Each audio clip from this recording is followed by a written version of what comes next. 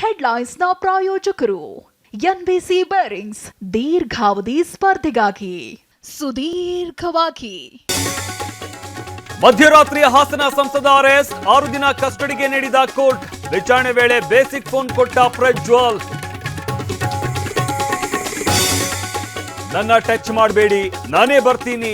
Arrest ವೇಳೆ Prajwal high drama. ಆರೋಪಿ ಬಂಧಿಸಿ ಎಳೆತಂದ ಮಹಿಳಾ ಆಫೀಸರ್. ಭವಾನಿ ಜಾಮೀನು ಅರ್ಜಿ ವಜಾ, ಪ್ರಜ್ವಲ್ ತಾಯಿಗೂ ಬಂಧನದ ಭೀತಿ. ಕಾನೂನು ವ್ಯೂಹದಲ್ಲಿ ಸಿಲುಕಿದ ರೇವಣ್ಣ ಕುಟುಂಬ.